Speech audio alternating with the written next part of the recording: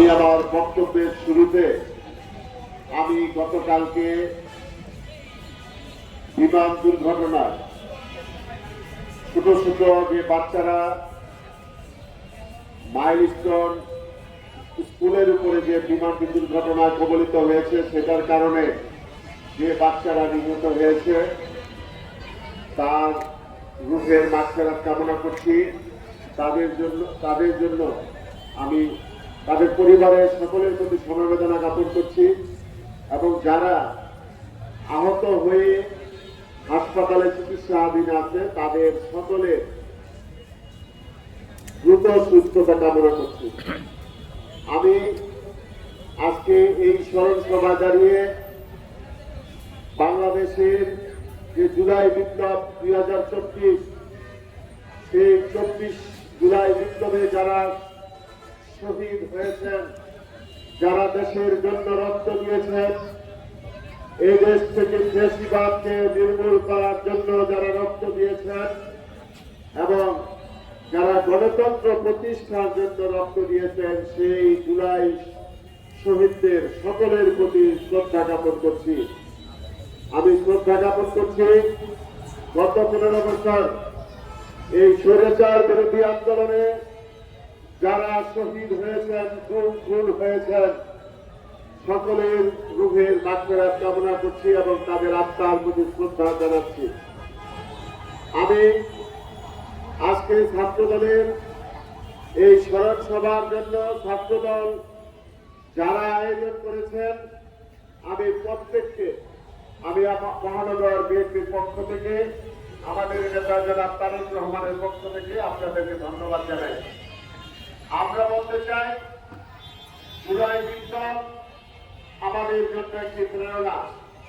এই জুলাই বিপ্লবের যে চেতনা, সেই চেতনাকে আমাদেরকে ধরে রাখতে হবে। সেই চেতনাকে পুনর্জিত করার জন্য বিভিন্ন ভাবে ষড়যন্ত্র শুরু হয়েছে। আজকে যারা ওই জুলাই বিপ্লবে যে সকল রাজনৈতিক দল, যে সকল শক্তি নেতৃত্ব দিয়েছেন, সেই শক্তিগুলির মধ্যে, রাজনৈতিক দলগুলির মধ্যে বিভাজন সৃষ্টির জন্য চক্রান্ত চলছে। সেই চক্রান্তের অংশ হিসাবে আজকে বাংলাদেশের বিভিন্ন দলের বিরুদ্ধে কাদা ছোড়াছুড়ি করার কারণে ওই বেশিবাদী দোসররা আজকে বাংলাদেশের মানুষের প্রতি চোখ রাঙানি দিচ্ছে। আজকে আপনারা দেখেছেন সেটা গোপালগঞ্জে এই ফ্যাসিস্টরা চোখ রাঙানি দিয়েছে, সেটা আমরা মনে করি আমাদের মধ্যে অনেকের একটি ফসল। আমরা বলতে চাই আমরা সবসময় বিএনপি সকলকে নিয়ে এই বাংলাদেশকে গড়ে তুলতে চাই, এদেশের মানুষের ভোটের অধিকার প্রতিষ্ঠা করতে চাই।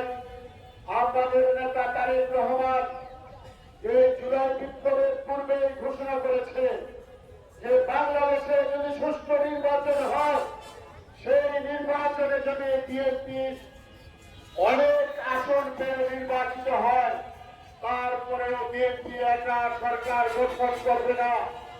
বিএনপি সকল সহায়ক শক্তিকে তাদেরকে নিয়ে আমরা ওই বৈষম্য বিরোধী আন্দোলন সহ গণতান্ত্রিক আন্দোলন করেছি। তাদেরকে প্রত্যেককে নিয়ে আমরা আমাদের সরকার গঠন করব, প্রত্যেককে সরকারের অংশীদারিত্ব প্রদান করব। আমরা বলতে চাই আজকে ওই ফ্যাসিস্টকে নির্মূল করা কোন একটি দলের একক কাজ নয়। আমাদের যারা আমরা এই আন্দোলনে নিজ নিজ দলের পক্ষ থেকে জনগণকে নিয়ে, ছাত্র জনতাকে নিয়ে ওই জুলাই বিপ্লব করেছি, সকল শক্তির ঐক্যবদ্ধ প্রচেষ্টার মাধ্যমে সকল ফ্যাসিস্টদেরকে নির্মূল করা সম্ভব। আমরা যদি ঐক্যবদ্ধ থাকি তাহলে ওই গোপালগঞ্জের মতো কোথাও ওই ফ্যাসিস্টরা মাথা চারা দিয়ে উঠতে পারবে না। আজকে আমরা মনে করি বাংলাদেশ জাতীয়তাবাদী ছাত্রদল একটি অত্যন্ত ঐতিহাসিক সংগঠন। এই দেশের গণতান্ত্রিক আন্দোলন